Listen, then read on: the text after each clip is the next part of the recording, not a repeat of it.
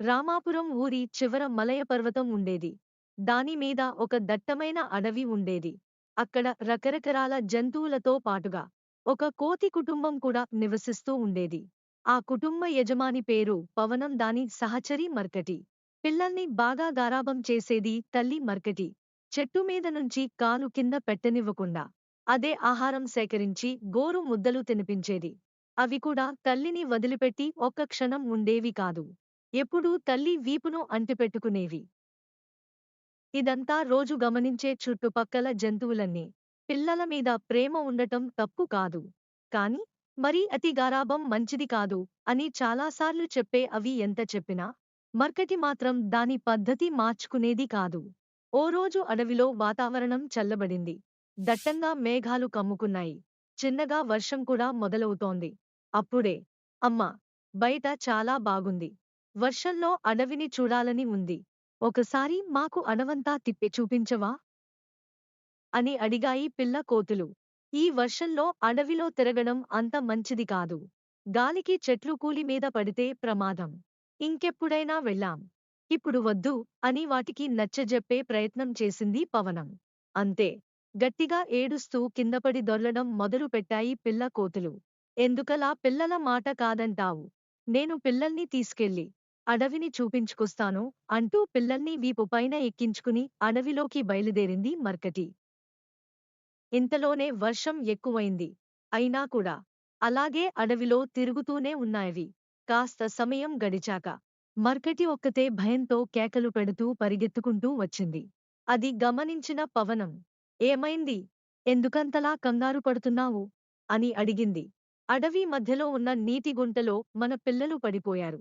ఎలా బయటకు తీయాలో అర్థంకాక పరిగెత్తుకుంటూ వచ్చాను అని ఆయాసపడుతూ జవాబిచ్చింది మర్కటి. ఇక ఆలస్యం చేయకుండా ఒక కర్ర తీసుకుని వెంటనే అక్కడికి బయలుదేరింది పవనం. కర్ర సాయంతో కోతిపిల్లల్ని పైకి తీసుకొచ్చింది. బయటికొచ్చాక పిల్లలు ఊపిరి పీల్చుకున్నాయి. ఇక అన్నీ కలిసి ఇంటికి చేరుకున్నాయి. తప్పు నాదే అన్నట్లుగా తలదించుకుంది మర్కటి. చూశావుగా ఎంతటి ప్రమాదం జరిగిందో. ఏమాత్రం ఆలస్యం చేసినా మన పిల్లల ప్రాణాలు దక్కేవి కాదు. పిల్లలపై అతి ప్రేమ వారి మానసిక, శారీరక ఎదుగుదలను ఆపుతుంది. వాటిని ఎప్పుడూ నీటిలోకి అడుగు పెట్టనివ్వలేదు. కాబట్టి ఈత నేర్చుకోలేకపోయాయి.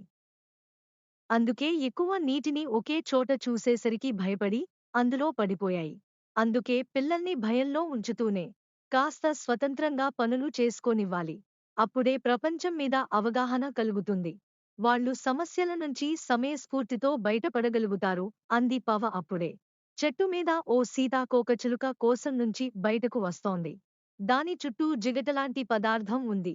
దాన్ని చూపించింది పవనం. అది చూసి, అయ్యో పాపం, అది బయటకు రావడానికి చాలా కష్టపడుతోంది. నేను బయటకు తీస్తాను అంటూ చేతితో లాగబోయింది మర్కటి.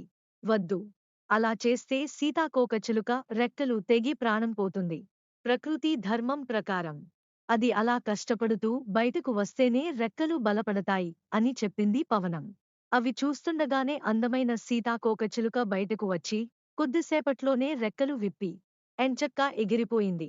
పిల్లలు ప్రతి పనిలో సహాయం చేయడం ప్రేమ కాదని, కొన్నిసార్లు అది వారి ఎదుగుదలను, జీవన నైపుణ్యాలను అడ్డుకోవడం అవుతుందని మర్కటికి సీతాకోకచిలుకను చూసి అర్థమైంది. ఇక అప్పటినుంచి దాని పిల్లలకు సొంతంగా పనులు చేసుకోవడం నేర్పించడం మొదలుపెట్టింది మర్కటి.